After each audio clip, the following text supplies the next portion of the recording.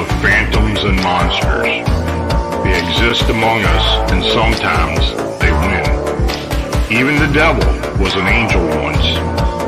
The world has its own rules, and these rules are not human. Some of us seek answers to the origin and existence of cryptids and the unexplained. Join us as we venture beyond the known and accepted boundaries. Welcome to our nightmare. I think you're going to like it.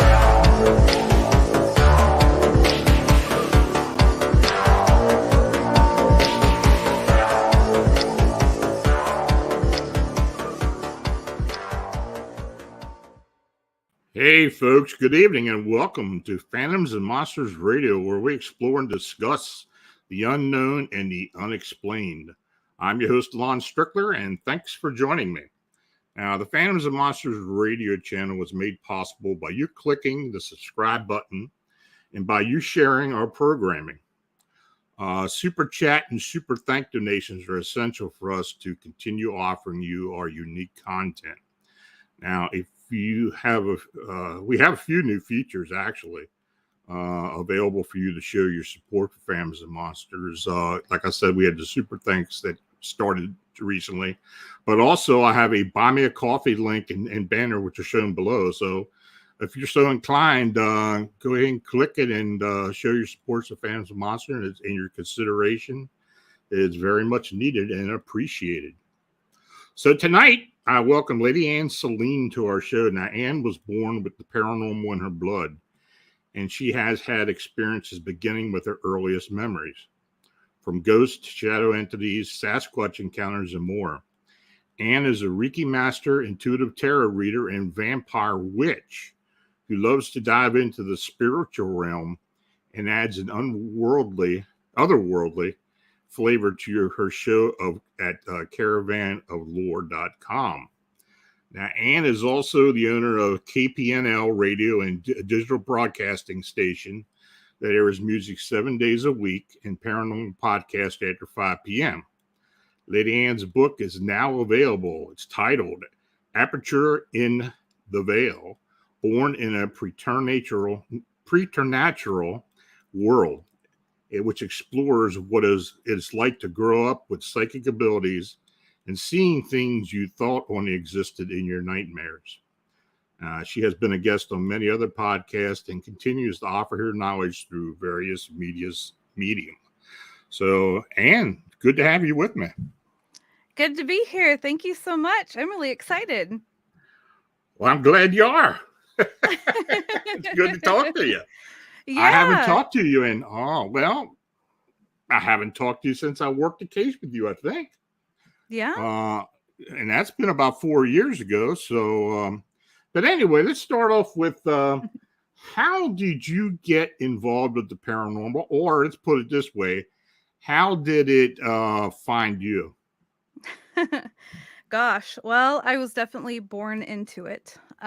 One of my earliest memories, I was about a year old, and my father had taken me to the babysitters, and he had sat me in front of this big, beautiful picture window that overlooked this farm field, and it was morning, so you could see the sunrise and the beautiful golds and yellows and everything. And as I looked out, I remember thinking, and this was, again, I was only about a year old. I remember thinking, wow, I came back. And ever since then, I remember being in my crib and I saw shadow entities down the hallway, or hands wrapped around the hall. And as I grew, it seemed like it just became more and more. So I actually don't really remember a time in my life where I didn't have stuff happening. Well, I understand that. Yeah. I've always wondered, why things were somewhat different for me as growing up. And, as time went on, I finally realized that there was something different going on. So, yeah, I get that. I absolutely get that. So, Yeah. So tell us about some of your experiences. Gosh, well, I can start off with I feel very lucky. I mean, I feel bad for my friends, but I feel very lucky because I would have thought as I was growing that maybe I was insane or something, uh, with having everything happen that has. However, all my friends that have been with me have experienced something. So it was confirmation that, okay, this stuff is real. One of the biggest ones when I was a child was I had went over to my friend's house. We were about 14 at the time. And I talk about this in my book as well. And we were babysitting. She was in a duplex. And we had went over to babysit on the other side. Mm-hmm. Well, there was a little boy and a little girl. So, of course, they had to be separated. The little boy slept upstairs, the little girl slept downstairs. We were reading her a story. He seemed pretty tired, so we just tucked him in. But then all of a sudden we hear this loud thud. And we just kind of listen. And we're like, okay, maybe he snuck out, because I would do that when I was a kid. I would pretend that I was sleeping and try to peek around to see what my dad was watching on TV. Well, I snuck up the stairs and there was nothing. No movement, no lights on, nothing. So I went back downstairs and the little girl had fallen asleep. So we were talking very quietly. And then all of a sudden, it sounded like somebody opened up the window and fell inside. And it just, I mean, instant fear. And I was like, okay, you're coming with me. And we went upstairs and we checked everything. No windows were open. The boy was still sound asleep. So I was like, okay, I don't know what to think about it. We heard one more thud. And as we were descending the stairs, the parents came home. And of course, I felt bad because I was on the stairs right where they were opening the door. So as soon as they opened the door, I screamed. And so that was quite the homecoming. And then I bolted and I went to her mom next door and I said, we were hearing these things. And she goes, oh, yes, that's been happening the last 3 nights, but it ramps up after midnight. And I was like, seriously? And she goes, yeah. And I said, can we stay up? Will you stay up with us? And she said, yes. Brittany didn't want anything to do with it. She went to bed. And sure enough, I mean, the sounds, I mean, even thinking about it now, I can feel it in my entire body. It was like somebody took a 4-poster king-size bed and slammed it on the ceiling and drug it across a hardwood floor. I mean, the banging and the movement was just, I mean, you could feel it. And at one point, I did try to go upstairs, but it was silent. There was nothing. Brittany was sound asleep. There was nothing. And so eventually, she was very religious, so she started to pray. And I was like, okay, just tell me what to do. And I did it along with her, and then eventually it all stopped, and there was this really high-pitched ringing in our ears. But after that, it was done. But that was pretty scary. That was my first really intense experience, I would say. Do you think activity is drawn to you? Do you think you're a beacon? Well, yes and no. I think I'm hyper aware, and I think that because I'm aware that it does kind of act like a light in the dark, and so that stuff is drawn to you. Like I don't know if it, I mean, I guess there's stuff that does feed off of your energy, and then there's also stuff that wants help, but then again, if you go into in my belief, there's one soul. It splits off into 4 pieces. 2 stay behind as the higher self. The other 2 incarnate here.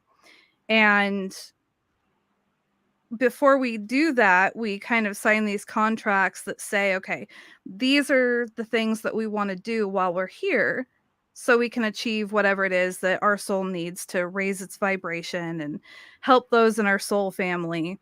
So how much of it is what we signed up for? How much of it is it being drawn to us? How much of it is just our awareness? Okay. Did your mother or anybody else in your family have abilities as well? I I come from a long line of adoptions on my maternal side, Mm, so I don't know. okay. Uh, not the paternal side, though. I've asked. Okay. Well, that's interesting. Well, you may very well have something, and some connection that you really just don't know about. That's true. It's interesting. Interesting. Mm-hmm. Huh. Well, anyway, when you're talking about when the physical body passes, and Mm-hmm. then you have the soul or life force or whatever's left. What are your thoughts on that? As far as now, you did state that you believe that there's part of it that goes into another realm, another level. Maybe Mm-hmm. there's some that stays on the earth plane. But Mm-hmm. what are your thoughts on that in particular, and what are your thoughts on reincarnation?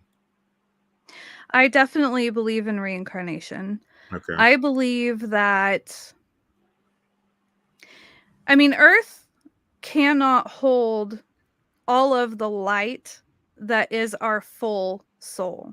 Mhm. And I believe that that full soul, when it can be whole wherever it is that we come from, again, it splits into the 4 parts.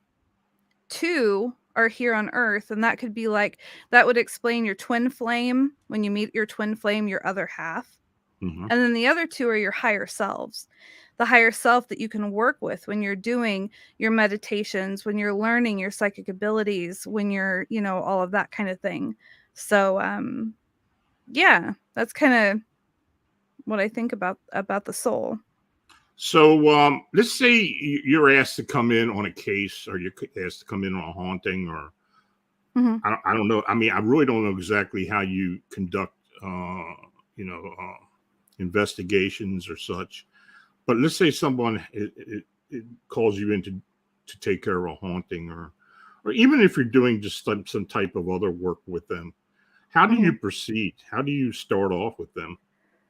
Oh gosh. Well, so going in on actual investigations to actual places is rather new for me. I've only Okay. been to, like, there was two places. Once was when I was about 16, 17, when I was learning. I was going to healing group and I was learning Reiki. I didn't have, all of my attunements yet. And I went along with my teacher and she kind of showed me how she conducted it. She would go in and she had her singing bowl and, the different archangels that she would call upon, the Hmm. different energies that she would call in. She would talk to it directly, help it move on, kind of a thing. And then when I was in Ohio, I went to Fairfield. But I Oh, didn't know did that you? that's where I was going. Yeah. Okay, I that's interesting.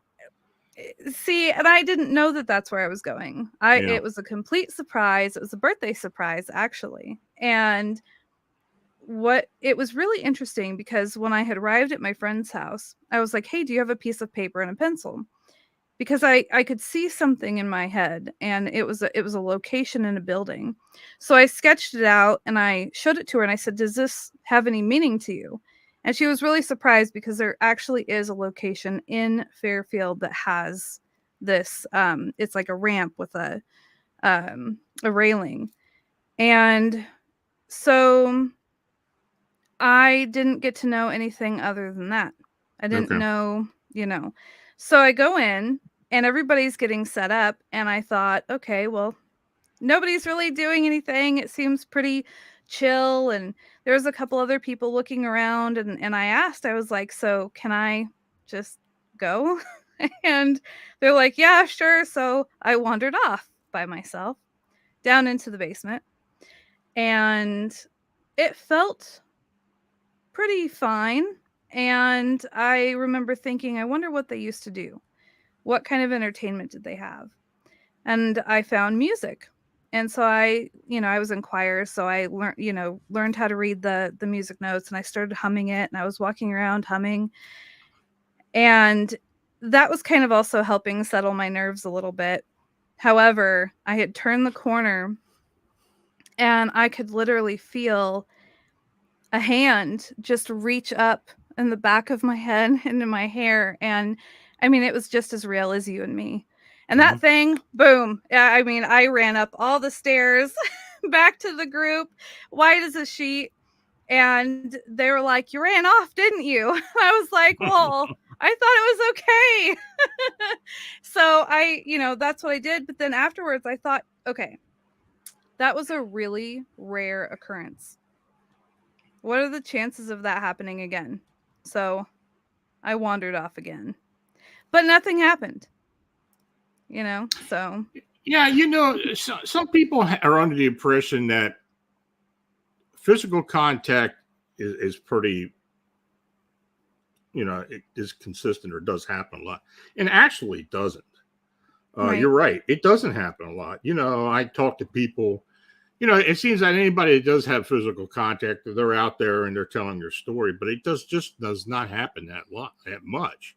Mm-hmm. I have very rarely had physical contact, and when I did, it was a psychic attack or something that was part of something I was doing.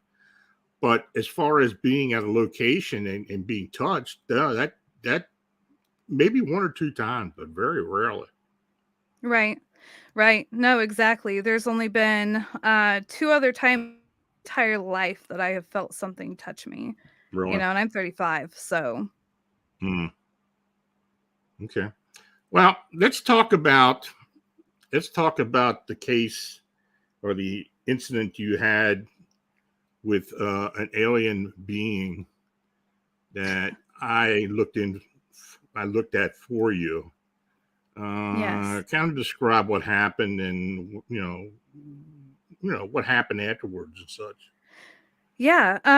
So at the apartment complex that I was living at, I was writing for their little newsletter. Mm-hmm. And I was excited about Earth Hour, and I thought, oh gosh, it would be great because then our light pollution would be lowered and we could see the stars. Maybe we could all go outside. So I was on the patio when I was thinking about this, and that is where my mind was. Well, from the corner of my eye, I saw this big puff of smoke, and I thought, "Oh gosh, maybe it's somebody vaping," and because I couldn't believe how much smoke that they could, but I looked for a person, but there was no person. Instead, this um, puff of smoke began to take form as a upright walking humanoid alien thing, and I watched it walk down the road, and it walked just like we do. And I remember I stood there and I was staring at it, and I was just thinking, don't don't go to fear, don't think anything, because what if it's telepathic? It'll know, it'll look at you. Don't So you have to clear your mind. You cannot, and I was also frozen because I don't have fight or flight. I freeze. Mm-hmm. And I I was barely breathing. I mean, I was holding my breath, and I was so scared that when it came time to turn around and go into the house, I thought that it was gonna appear right behind me on the patio. Really. Um, oh yeah. I mean, I have I never knew you been. were shook up. Yeah, yeah, I was crying when I called you. Yeah, I know. Um, Yeah. so what was the lead up to the photograph? Well, after I had gotten inside, I called my sister because I was hysterical and I couldn't believe what I had seen. So I shut the patio door and I shut the curtains, and then I remembered that the kids' window was wide open and the curtains were open. So I ran in there and I shut the window, but I had the phone in my hand. She was on speakerphone at this point, Mm-hmm. and I had this feeling that I was being stared at. And I told her, and I didn't look yet. I was like, I feel like I'm being stared at. I am afraid to look. And she was like, I'm here. I'm on the phone. It's fine. Then I looked up and it was there in the window, in the complex right across from me, or the units. And so I took a picture because she was on the phone with me, and I already had it on speakerphone. I could already see the screen, and I was like, okay, it's just 2 clicks. So I clicked the camera and I lifted it up and I clicked it, and then boom, as soon as I hit the capture button, I was holding the string for the blinds when I did it, and I released the blinds, so they came down and it was over and it was done with, and I left the room trying really hard not to let the kids know that, because they're like, what are you doing? And I said something like, I'm just being weird. And I left. And I was the nights that followed, because this thing literally manifested out of nowhere, out of literally nothing. This fog just happened. Who's to say? And then now it's over there. Who's to say that it can't just show up at the end of my bed? Mm. You know? And that's the thing, is like, I've had so many experiences in my life. You know, even being here, it was a couple months ago. I have a toolbox that was up on a shelf. Well, it was secure. Somehow it came off the shelf and landed on my dryer, which of course landed in a huge crash. And this is right as we're trying to go to sleep. And I was just like, not tonight, you know? And I went in there and I took the toolbox and I put it on the floor, and I was just very firm, not tonight. And I went to bed. But this, it takes a lot to shake me up. Well, if I remember correctly, this entity, you saw it in the courtyard below this apartment outside, right? It actually came across the road, and then it was down by the white fence. It walked along the road down by the white fence. Right. Interesting. I mean, that's bizarre that thing showed up like that. And I'll be honest with you, I still don't know what happened. I mean, this thing, I don't know. I'm pretty sure it was aware of you. And Nancy in the chat asked do you think this follows you even now? So that kind of jumps into, I don't know how to, recently, okay, there was a story that I did not put in my book. Okay. And the story that I didn't put in my book is where I'm starting my second book. Mm-hmm. And I have recently undergone a hypnotic regression. Oh, really? In regards to this experience. I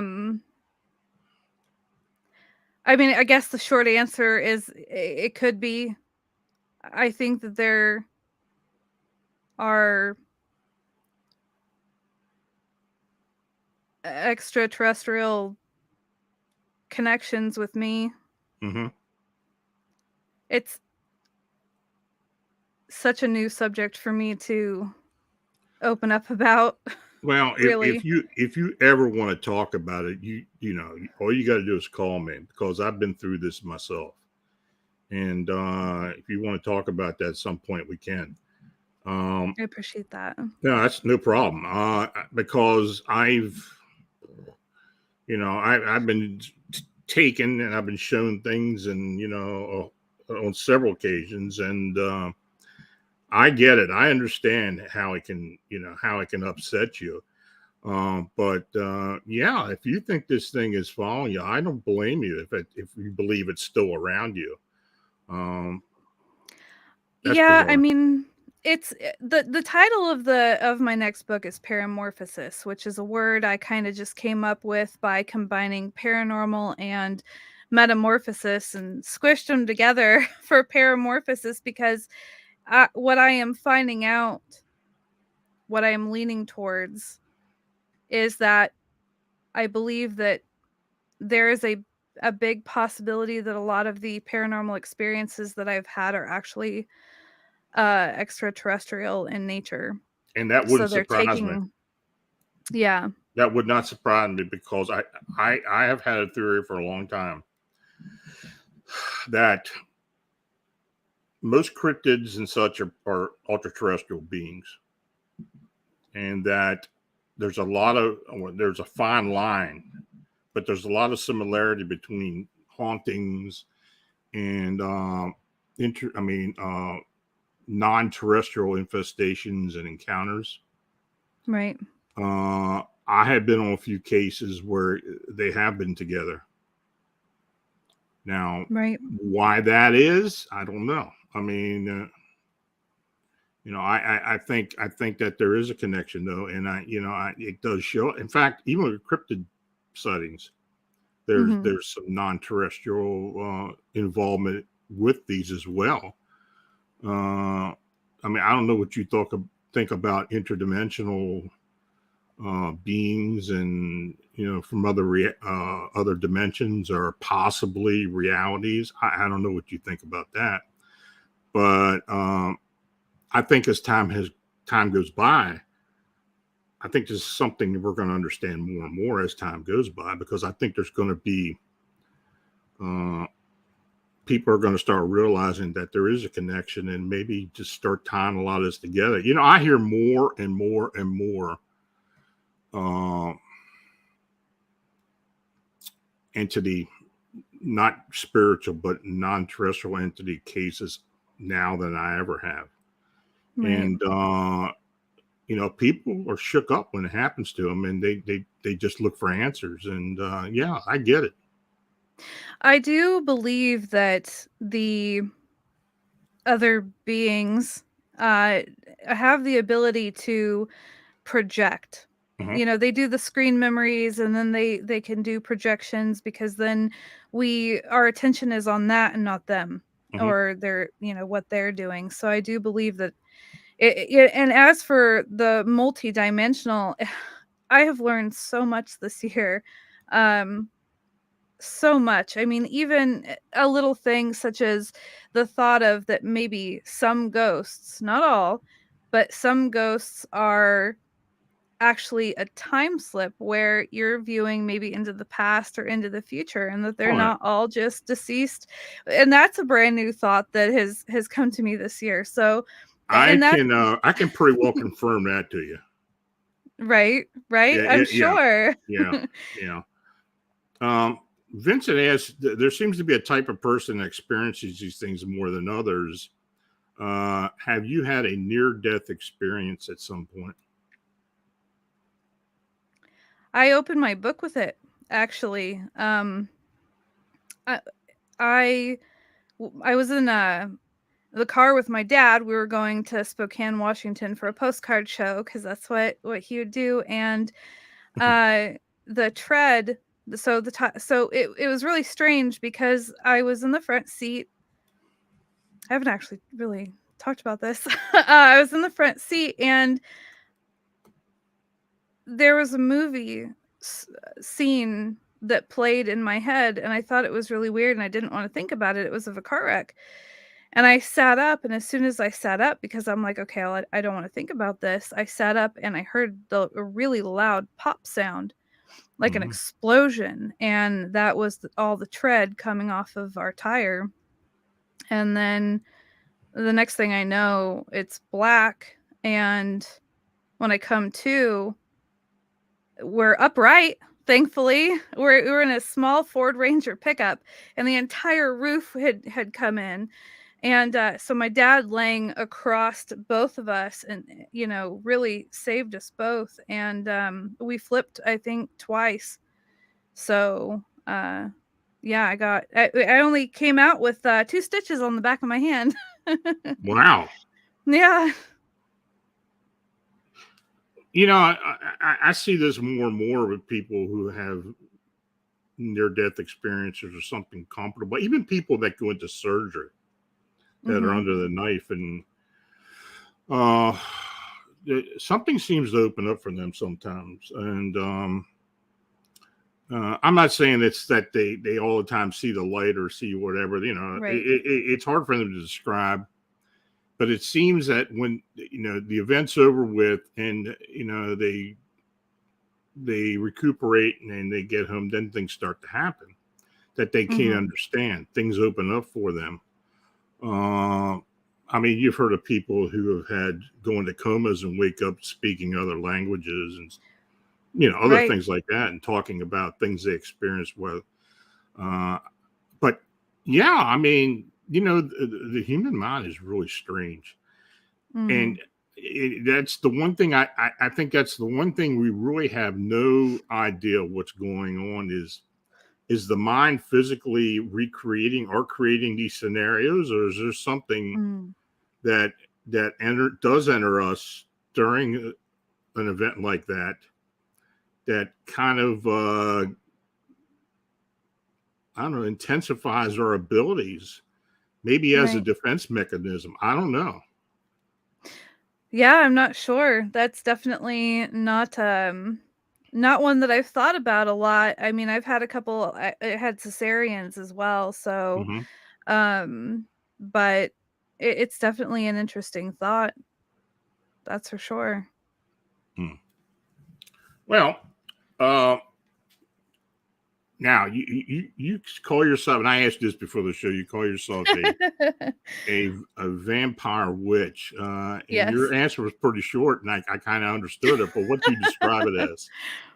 So pretty much you have the people that are in the vampire community. Like I have my fangs. I got them by Father Sebastian and his, that makes me part of the Sabretooth clan. And so when you have somebody that is within the vampire community that identifies as a witch, and there you go, you've got your vampire witch, and she's somebody as well that believes in feminine empowerment and Hmm. uh not being constrained by society's boxes that they try to put on women. And yeah. Well, I have dabbled in the past, and Yeah. I don't know. I just I'm not proud of some of the things I've done, and I very rarely do it now. Mhm. But I used to do a lot of divination, and it's got me in a bind a couple of times. Mm. But the one thing that I have consistently used over the years, and I use it for my cases as well, even when I do Mm. RVs and stuff, are crystals. And Yeah. I'm very, I, I'm just so attracted to them, and I do gather so much energy from them. Now, you being Mhm. a Reiki healer or a Reiki master, I mean, I'm quite sure you use them as well, right? I have sometimes, but not all the time. Okay. It's more of the hands-on healing Mhm. and calling upon the energies and everything. Crystals are it's interesting because I actually come from a long line of rock hounders. So Really? my yeah, my dad, my grandpa, my great grandpappy, they all went out and they'd go look for rocks, agates and crystals, and I mean, you name it. We had so many rocks, agates that went. I mean, we had a rock garden that went around our entire house. Wow. It was huge. Oh yeah. Yeah, I've known a few rock hounds in my time, and yeah, Oh yeah. yeah. I'm not necessarily one of them. I mean, I kind of get the end product when it ends up in the shop, and when I see it and feel Yeah. it, I say, "Well, that's for me." But I haven't Mhm. really gone out and dug anything or looked for anything interesting. Yeah. So you did say you had a Sasquatch experience Yes. in Ohio, actually. Can you tell Mhm. us a bit about that? Yeah, actually that one is the last story in my book, and it was actually the hardest one to write. And it really the book stood between, going to print and not all over this Is story. that right? Yeah, because when you write, you relive your stories in such a different way than when you're talking about them. Yeah. Because you're really wanting to paint that picture for your reader and you're really pulling them in that theater of the mind. And I had to put it down multiple times to try to get through it. It started out with going and doing a ghost investigation just to see if there was anything at this location. Really, no big deal. And we had somebody doing the Estes method, which is where you have your noise canceling headphones and you're blindfolded and you're listening to a spirit box. Mm-hmm. There was a lot of stuff that came through that seemed to be attached to the land. So I had the idea that, okay, well, maybe we need to go out in the woods and do this ghost investigation, since whatever is talking through the spirit box seems to be so connected with the land. So we waited until nightfall. This was like a day later, maybe 2 days. But we went out there and we got everything set up. Now, I was asked, because of my being an empath and being able to feel things, we go in and they're like, "So, how you feeling?" Well, I felt fine. I didn't notice that it was dead quiet, because here in Oregon, it's pretty quiet. You go out into the woods at night, there's really not a whole lot, but man, over there in Ohio, it is an orchestra. Mm-hmm. I hadn't, that was the first time I also saw any fireflies. It was a really special trip. And so we go in there and we set everything up, and I'm like, "Okay, all right." And I sit down on the blanket and I heard a well, first I heard what was very clearly bipedal footsteps, and they were kind of behind me off to my right. But I just kind of was like, "Okay, whatever. It's a bird, or it's just trying to rationalize it." And I didn't hear it walk very much. It was just a couple steps. But then I heard this really low guttural growl, and my eyes shot over to the people that I was with, and they had no reaction. And I'm like, "Okay, I'm the only one that heard this. I'm going to chalk it up to being a big scaredy cat." So I stand up and I'm like, "I'm just not going to have my back to that direction anymore. I'm going to stand up." So I stood up and I got one of the flashlights, and I'm looking and I don't see anything at all. Nothing. Well, then I look over to the entrance on where we came and where this little four-wheeler that we came in on was parked. And just barely out of the flashlight's reach, standing next to this tree, you could see a silhouette. And it's the perfect head and shoulder. And I'm just staring at it and I'm like, "I'm not here for you. This is not what I'm here for. I'm not, I'm like, this has never been a part of my reality. I'm not choosing this." And so I take the flashlight and I go back to the area that I was first looking, and I turn it off. And as soon as I turn the flashlight off, there was a really loud, open-handed smack against the car, the four-wheeler that we drove in on. Just this whack. And I look at who I'm with, and I'm just staring at them, and they're laughing, because normally if you are on an investigation and you're in a building, there's going to be a lot of sounds. But we were out in the woods, but it still didn't register. So I'm just froze at this point, and they're asking me, they're like, "Are you okay?" And I went to shake my head yes, because of course I wanted to be brave. But I immediately was like, no, I need to go to the field. I really want to go to the field. I don't want to be in here anymore. And they're like, okay, we'll go. So we loaded everything up and we drove out to the field. Well, we get the blanket out again, and I'm like, okay, I'm feeling good. All right, here we go. This is a good place to be. And because in there, it was also this feeling that I was in something's territory. But again, I didn't really have, was it me being afraid, or was it something? I just couldn't tell yet.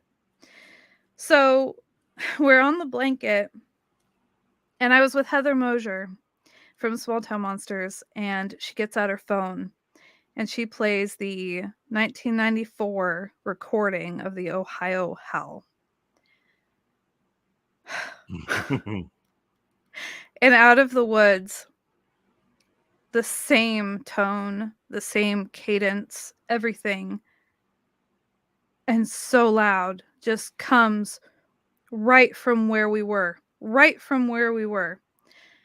And I'm frozen. And in this moment, I'm thinking, okay, monsters really do exist. I'm done. Like, I'm good. I'm done.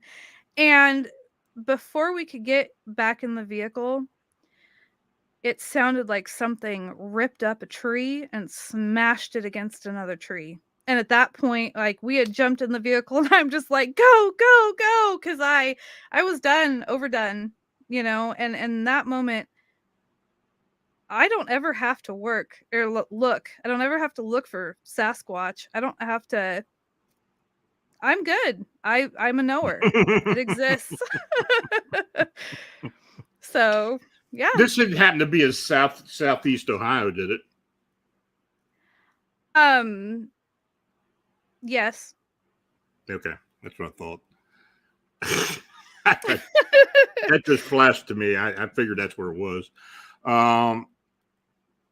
Do you think that you being an empath, do you think that you had a connection with this thing somehow? Well, it gets a little bit more interesting on that note. Okay. Because there's two camps in the Sasquatch world where you've got the people that believe that he rides UFOs and chills with aliens. And then you have the other half that are like, no, it's no different than the great panda, you know? And just a physical, regular animal. Well, I was like, okay, well, process of elimination. I wonder what would happen if we got out the spirit box and tried to communicate with it. I mean, because you just don't know. Why not? You know, for fun. And we were back at base camp as well, so I felt safe. And so we got it out, and we put Heather back on the Estes method, and stuff started coming through. And it was really interesting because the other people that I was with, you could hear movement around us. And then off on this ridge, there's this tree in the moonlight, and you could see that same silhouette, and it was almost like it was swaying back and forth. And all of a sudden Heather says, see, you see me. And it was just right on cue. And again, she can't see this, she can't hear anything that's going on. Well, then another person turns on a flashlight and is pointing it over in this direction. And then boom, Heather's like, bright, too bright. So boom, we turned it off. Well, from there, stuff like they were talking about how they were once worshipped, but now they're a myth. And there was talk about the land, how that something's missing. But it's not just that things are missing from the land. It's something with the people. There's a disconnect between people and the land and them. I mean, this was a really intense session. But towards the end, there was something else that started to come through, and I could see it in my mind, and somebody else saw it as well. He told me what he saw, which confirmed what I saw. And it was this, the best word I could use is trickster, because it looked like it had antlers, like it's got this deer face. And then Heather would talk in a sing-song type of a voice when this thing would come through. And as it came through, it was like they just backed off and disappeared, and they were no longer there. And then it said some stuff about our children, and we cut it off. We were done at that point. We disconnected, and that was that. That sounds like a woodland spirit or protector. Yeah, I don't know. It's it was such a multi-layered experience, you know. No, I've had people tell me about these sentinels or protectors that seem to show up after cryptid encounters, in particular Bigfoot, that just show up. I think Vincent mentioned Fae. I don't know. There's things that, I mean, the old world name was a Leshy, was a type of a woodland spirit. But I've heard people talk about it, here, that they get these, not necessarily apparitions, but they're actual physical beings, but they sense something. I think that's very possible. I don't know. Have you ever heard of what if it was the other way around, where Sasquatch was like, if you have Sasquatch and you have a Wendigo, could the Sasquatch protect against a I don't know. Wendigo? Maybe. Or when you talk about Wendigos, you're talking basically about a possessed human. It's not necessarily a shape-shifting being, or like what people think they are, like these flesh-eating. Sometimes they have antlers and such. right. I think when you're getting to the spirit world, as far as the indigenous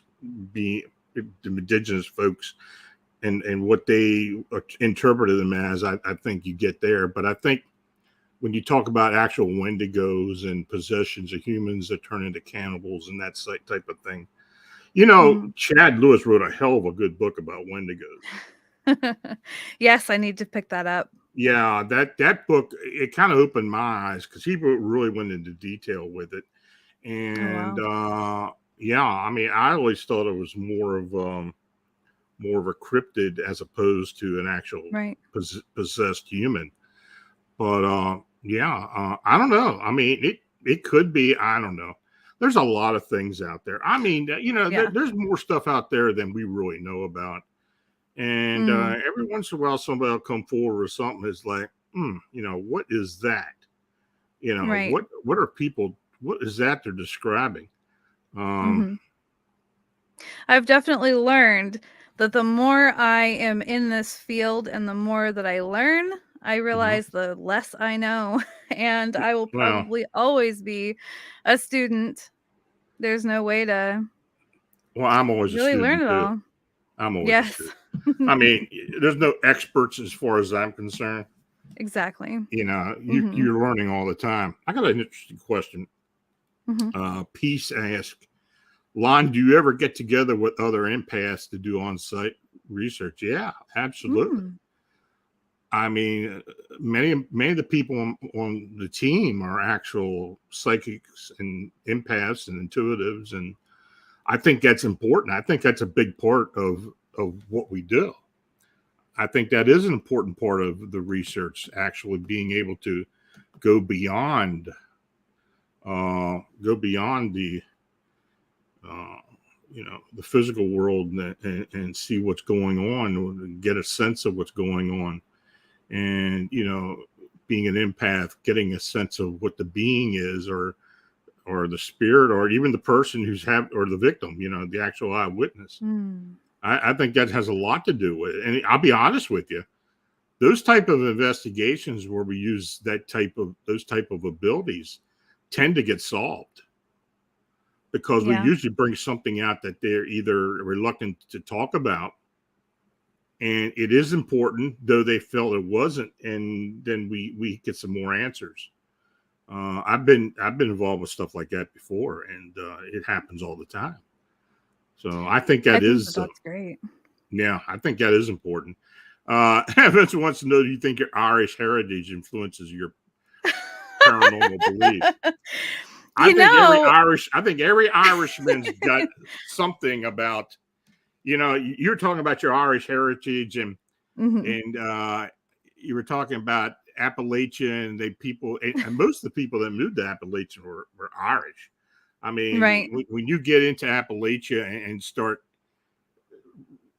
going deep into the customs, the music, the folklore, it all goes back to the old world, Oh yeah, no, it's been amazing to get to know, because all of my Irish ancestry is on my maternal side, Mm-hmm. and I became my family's genealogist, and it was really cool because I found an article that there are certain uh, gods and goddesses that in Irish tradition they say, oh well, this clan is descended from, like Fladeus, the forest goddess. And Mm-hmm. actually, one of my surnames is actually connected to her. So I thought that that was really amazing. Really. Yeah. Yeah, there's a lot of interesting stuff there. Um, Hmm. it's always interesting when we get an actual Irish person come up with something, tell you something. It's like, I had no idea what the hell you're talking about. I'm actually going to Ireland soon in Are you? July. I'm excited. Yeah, yeah. Mike Rixicker has a tour that it's a haunted Ireland tour, and so it's going to be 9 days going to the different Wow. castles and Spike Island prison, and it's just, I mean, I can't wait. Huh. Vincent wanted to say, asked if you do you do any remote viewing? Oh man. I do. Do I you? like to play with I do actually. Yeah, it's something that I have a lot of fun with. Normally, I really only do it with my friends. I go, "Hey, can I do this?" And then let's see how accurate I am. I actually So before I saw the entity that I called you about, Mm-hmm. I, for fun, with my sister, remote viewed the Montauk base. And I gave that a shot, Mm-hmm. and it was a very interesting experience because I could I could see, it was like I was there on the property, and it was like it was fall and there was leaves, and I could feel them crunch under my feet. And then all of a sudden, like, I found this hole in the ground, and I descended into it. And then all of a sudden I was standing on this grate where there were stairs, and it looked like it was a tunnel, and it was lit up, so you knew that people were still there. But as I stood there to try to survey my surroundings, my attention got pulled off to the left, and something out of the darkness, something I like I I've seen monster movies, and all kinds of stuff, but you can't, like, I still couldn't piece it together. It's not like it took, Alien versus Predator and smushed it up with Godzilla, or anything Mm-hmm. like that. And it just came at me like it was aware that I was there, which just took me right out of it. And I haven't done remote viewing unless it's with my friends since. Wow. I was trained as a remote viewer, and I Oh, I actually did an interview this week with Lynn Wallington about remote viewing. And nice. I'll have to I check that hadn't out. talked about it. I haven't talked about it remote viewing for years. Right. And but I do use it. Um, I work with I worked with a lot of people using it on teams Hmm. and such. But I use it on my cases.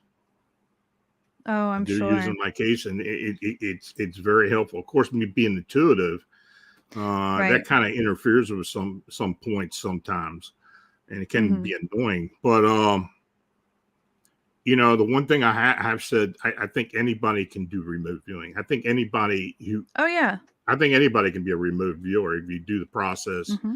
and you stick with it, and you get in the right frame of mind about it, and just let yourself go along with it. And Hmm. I think more people would be surprised at what they can come up with. Oh, I agree. I think that we all have psychic abilities, and that they can be learned, and we can develop them. Mm-hmm. We just I mean, it's our brain is a muscle just like the rest of our body. Mm-hmm. So I do agree with you there. Mm. Yeah. Yeah. Well, why don't you tell folks how they can? Well, first of all, tell folks what you're going to be doing, what you're up to. You know, Gosh. what you're working on another book. Are you going to be at any conferences? Is there anything that you want them to know and how they get in touch with you? Sure. So, I mean, I'm definitely excited to go to Ireland in July, and I will be posting all kinds of stuff from the trip there. There's going to be a lot of investigations that are taking place, especially doing the overnight at Spike Island Prison. That's going to be fascinating. I will definitely try my best to go live while I'm there. I just signed my contract for my second book. So that is definitely kind of what I'm doing when I'm not actively doing interviews or, what have you. So I'm definitely writing that. And then to find my first book, it's on Amazon.